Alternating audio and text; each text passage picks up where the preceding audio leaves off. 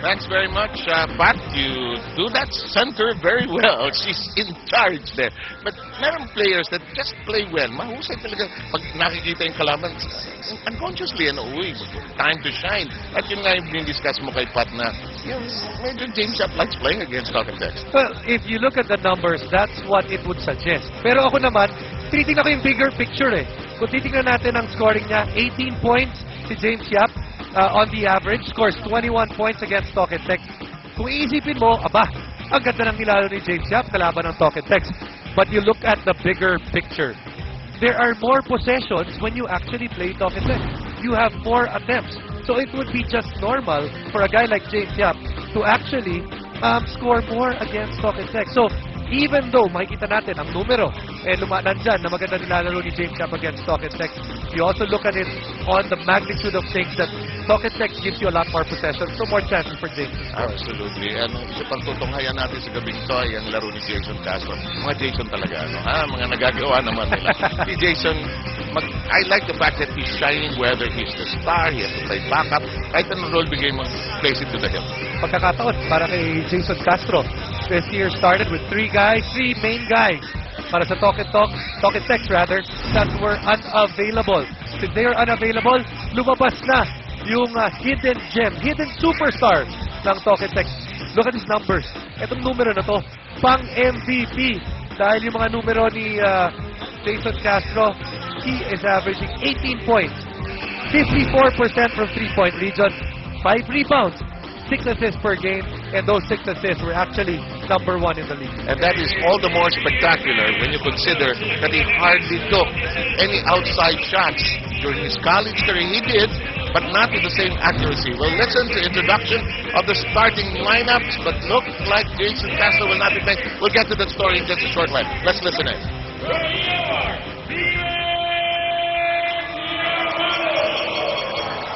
Starting at guard number 8, Peter June Seymour. Also at guard number 18, James Yap. At center number 38, Joe DeVance.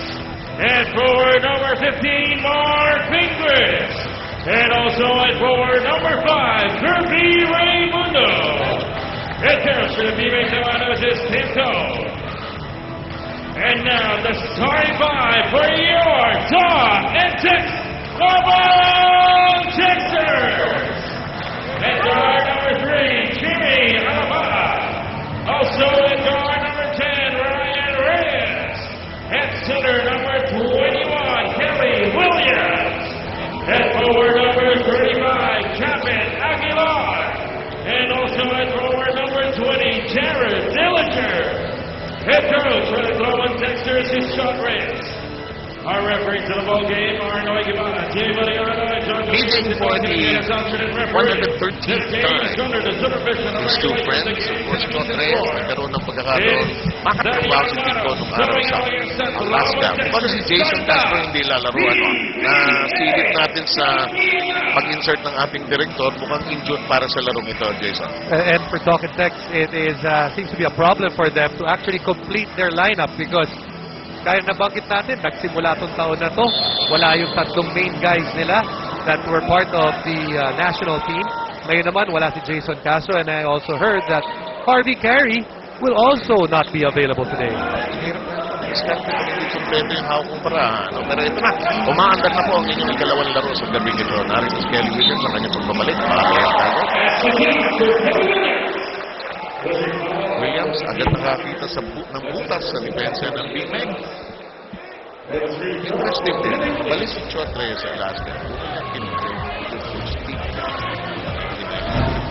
Samantala ito si Kelly Williams. Pagbabalik ni Kelly. And that move is, sabi natin, impressive considering Kelly Williams arrived yesterday.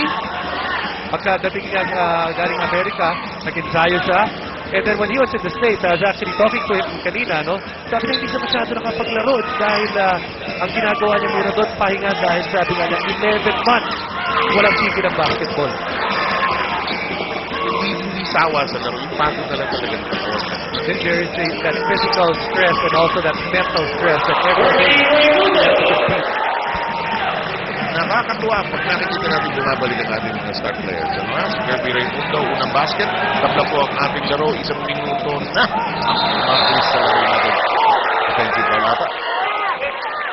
I truly believe itong si Kirby Raimundo, when you look at his length, his game, he's one of those guys na pang-international talaga. Although he was not able to be part of that national squad, and most of last year, he was injured.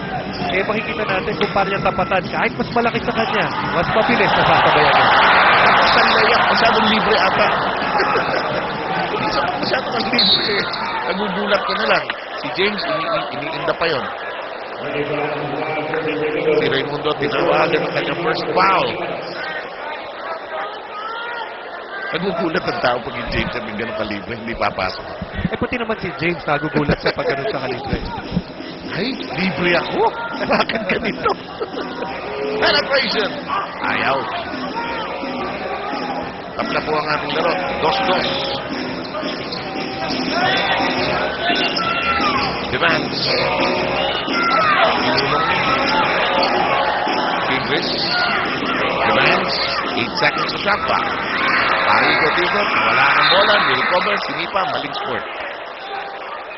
Look at this unit, para dito sa BMEG. This has to be their strongest unit. But at the same time, see, Coach Tim Cohn would also be looking for some production for this squad, because this BMEG squad, as of the moment, worst scoring team in the league. And that is surprising given the talent that they have. Yun ba'y batay na rin, sanduin na rin. Get to used to what team wants to get to. Yes, and also for them, kung ano yung pwedeng lang gawin, paminsan-minsan masyado mong nirerentahan sarili mo na as a player. Top of the key of the apex or the triangle, so to speak, and it goes back to fingers. Nice one. And let me just correct myself. Actually, they're the second least scoring team, not the worst at the moment. Thought Reyes felt there may have been an extra step, but the play will stick. Japet Aguilar's jumper, ayaw. And that's something that Japet has to learn and be able to adjust. Yung half-court game niya, kailangan maging mas solid ba? Lalo na sa size niya, madami na tatanggap ng pasa. Ayaw na nagiging sa basket ng bola. Ayaw mahulog. Namang Yamato 4-2. Woo! Kelly Williams, magandang naging bakasyon. Kung kanina, impressive yung naging atake niya. Ito, same thing, doing the same thing, going to his left side. Although di makatakatalon masyado si Kelly Williams for that layup. Like we said, this is a guy that has not really had time to get his basketball legs about him. Pero magandang simula para sa kanya. Yan ang binigwento mo na yung hangin ng basketball. Iba yan. Nakita namin, although nakakuha siya ng 2 layup, 2 minutes naman sa free throw line. Sabi mo, huwag natin mag-usap. Dalawa. Oh. Cheap foul on Kirby Raimundo. That would be his second. And it's not a smart foul because that's a loose ball variety. At kung napituhan siya, gulang na lang yun eh.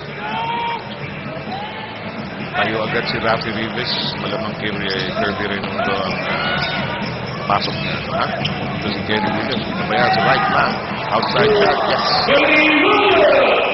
Good start for him. If you were going to defend him now, given the fact that he hasn't played for quite some time, the one shot na ibibigay mo sa kanya, that outside shot, pero pumasok pa rin para kay Kenny. Nice fake. Nice shot. But overtook. Sinungkit ni Williams. Kaapat na rebound. Kelly. Willinger. Williams. Sabi, subukan ko lang. Pasko! What a start. What a start. 4 for 4. Pasko nga. Nice pass. Good job. Ayun naman pala. Gusto ni James may bantay eh. Mayroong sumusupalpal. At saka may bahagyang banda. Siguro na. Iniingin na lang. 8-6 ang score natin. Kamante pa rin ang Texters. Good work. The rebound taken care of by Kirby Raimundo. Third rebound.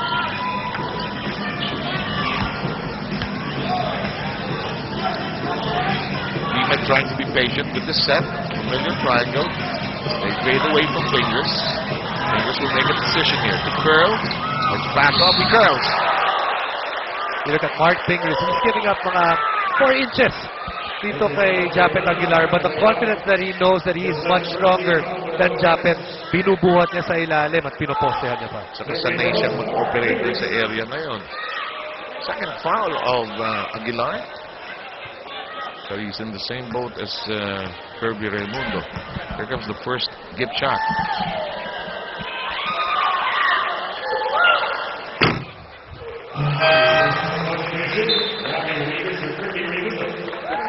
Bineg, ano? Siguro, inis mo si team ko. Natutuwa rin siya kasi may size itong team na ito. Ideal doon sa sistema niya.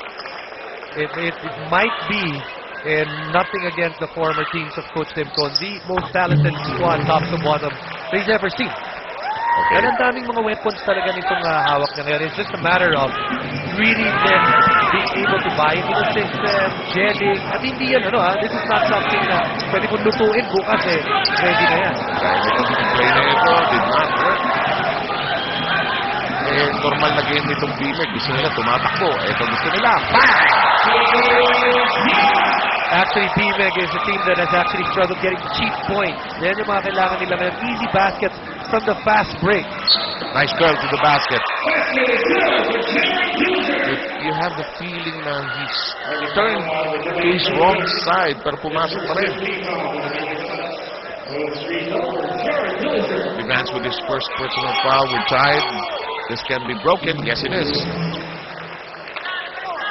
Di kita na yung scoring nito maaga, ha? 11-10. A lot of fouls given up by BMEG dito sa ating laban. Already, it's penalty. 6 minutes and 45 pa.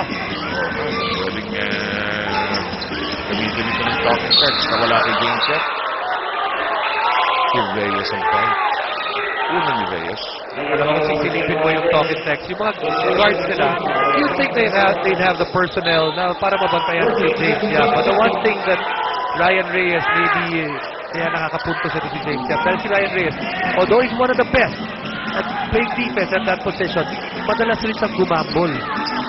Doon sa iba, naiwanan. Oo, tama yun. Naiwanan siya. Madali ni James Yap. Ito na si Reyes. Nakakuha niya to the right flat. Dillinger, run and dribble! Mananatili ang bola doon sa side na yun. Kalipik, unang pagpasok sa ballgame. Nilabas muna si Japet Aguilar.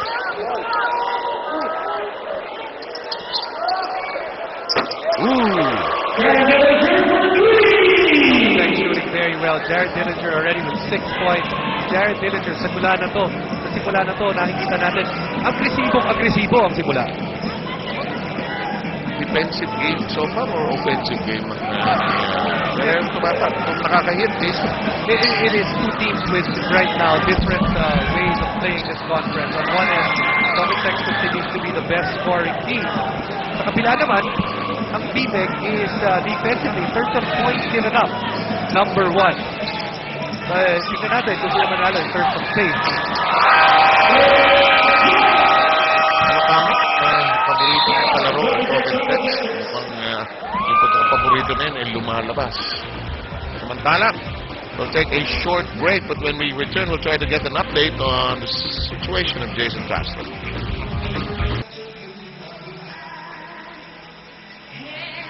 Alam mo, Aaron at Tydet, ikaw ay may alam na gusto naming malaman na ikaw lang nakakaalam at ng kausap mo ang nakakaalam. Nahuli mo? Naintindihan mo? Ano ang storya dyan? Thank you, Seba. Pero pareho, hindi lang si Jason Castro ang wala. Parehong last 2 players of the game na talking text ang wala.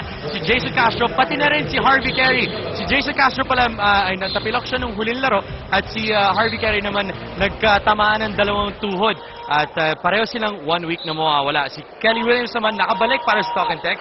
At ang sabi naman niya na he's only been here for less than 48 hours rather. But it's just so good to be back. Back to you, Seb.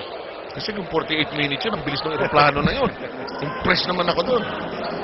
Well, last season's average 9.5 and 7.5 rebounds. Para dito kay Kelly Williams, so what's important is part of a winning formula para dito sa Talking Tech. lest we forget, the Torpan Texters are the defending champions of this Philippines Cup. By the way, Dillinger already with 9 points. Ooh, offensive foul. Kasi nahuli doon si James Yap because he actually held on to the shirt of Ryan Reyes. Play before that, though, Ryan Reyes able to get away with a little bump. So this matchup has always been colorful, yung bantayang Ryan Reyes and James Yap. This goes back to the Santa Lucia days of Ryan Reyes when they met in the finals. Billy Mariano, ang PBA first score, most outstanding referee last year. Sarap siguro yung pagkain sa aeroplano. Yung shooting ni Kenny Williams, it is incredible considering how long he's been away from basketball. The only workout that he's had, sabi niya, he was working out in parang mga military base in Nebraska while he was there. Ano nagbubuhat ng pagkain? 5 out of 5. Whoa! Ian Simon taking care of business there with his first basket. They're down 5 nonetheless with 4:29 left to play dito sa ating unang yuto. Ano foul natin? Si Simon ang kinuha ng foul, first foul. Free throws time. Yes, And again, Sev, it's those fouls ng BMIC. Panganin na yan. So many free throws already being given up here. That would be free throws number 5 and 6 or 4 and 5. So, in the penalty situation as well. Alam mo na si Coach Chot Reyes after the game, nung matalo sila sa Barako last Wednesday, na parang na-expose sila as a team. Yung weakness nila. Kung wala yung buong roster nila, may hirapan sila sa mga team that have size. Kaya wari siya dito sa laro na ito eh. Dahil sa size ng BMEC. Well, we have Reyes, here's the Vans. Already Raimundo on the bench with the question. And that will be 2 for the Vans. You know, Talking Tech, even though they will be lacking a person or two, remember, this is a team that went to the finals 3 times. And they add Japet Aguilar, which maybe, if you put it in perspective, would have been the number 1 pick this year. So, in essence, the best thing last year is picking up the best player this year. Yung military camp, nag-practice ng Shooting, target shooting. Target shooting. Nagbuhat ng tangke. Target shooting. Ilan na Roy? 6 on 6. Roy Lopez is our scorer of scores. That won't work. Mike Over, 24-16. Lamang ng 8 ang Talking Text. 3:27. Tirang oras dito. Evans. Wala po. Rebound. Pinaglalabanan. Natapit. Dillinger may dalag. Behind the back, may foul given up by Simon. The pace of Jared Dillinger nagpapahirap dito sa BMEC siya ngayon. He gets another 2 free throws here. But the thing that he does well, yung ability niya para i-push yung bola and put pressure on the opposing team from that 3-man situation or 3-man position. And the Llamados behind by 8 require a timeout.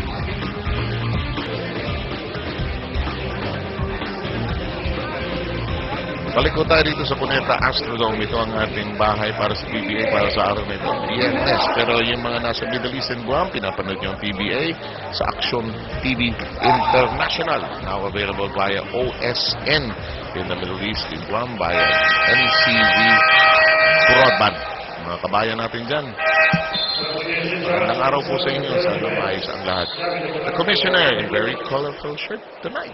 At in charge of the action.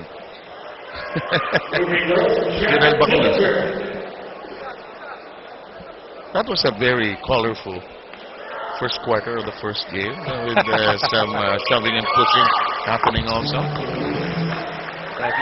case you missed it, yung laban nga ng Chapinas at Barako Bull, may konting away. 96. Maliliit lang na tao. Maliliit lang. 96-78 ang pagkapanalo ng Barako. They are now 3-1 in the tournament. But nice thing about what happened there, no punches were thrown. Ambahan lang eh, no? Which is nakakatakot kasi pagka nagkaupo ka naman malaking tako. Jejap, naghanap ng angulo, wala. Japet, labas kay Bonacher. Diagonal, Reyes, libre sa press. Bonacher, kapit sa ulo ni Ali Pico Basango.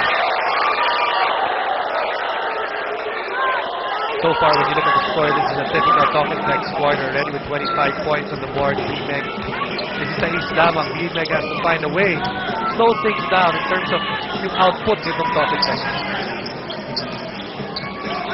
We're starting, by the way, already in again. Both teams, by the way, coming out of losses. Shot clock 1 second left.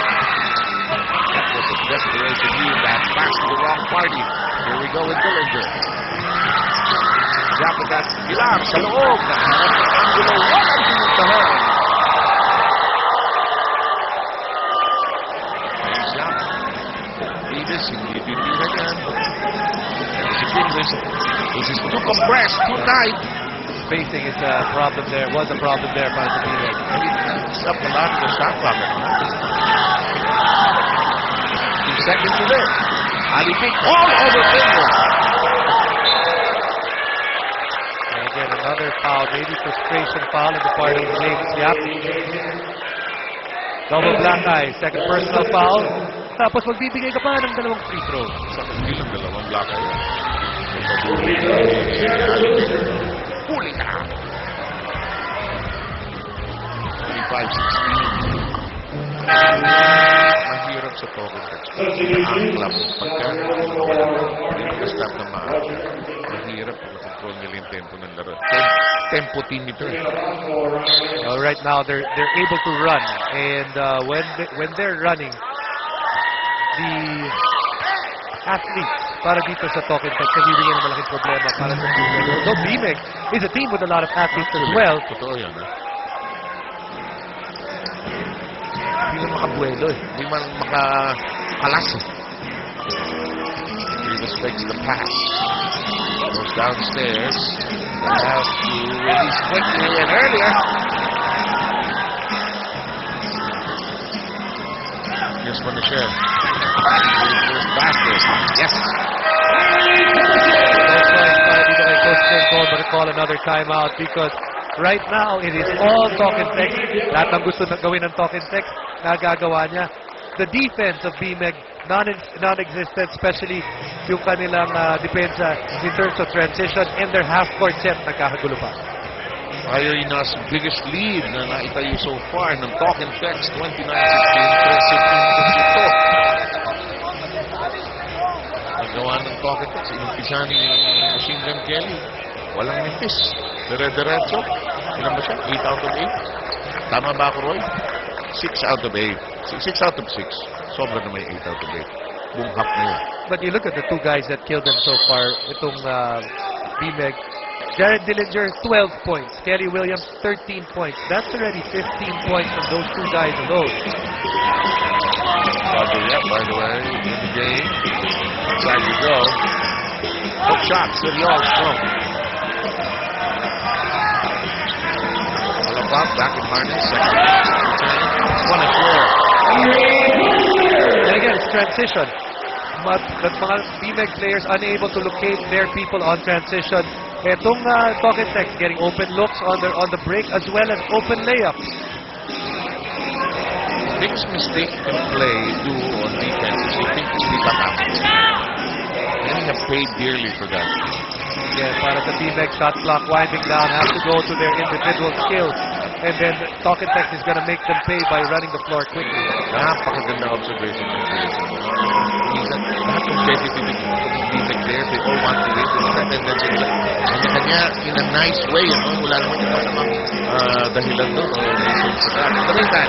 But you know, the main problem is they're getting to their sets too late. Oh, maganda po mo. For the start,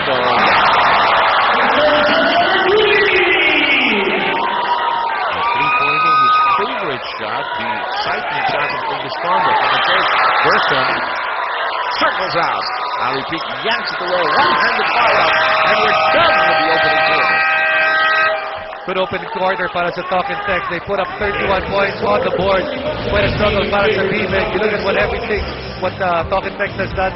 Nagsimula kay Kenny Williams with 13 points, 6 out of 6. Red Hawks start by Talking Tex, then send it over now to the active center with Patricia.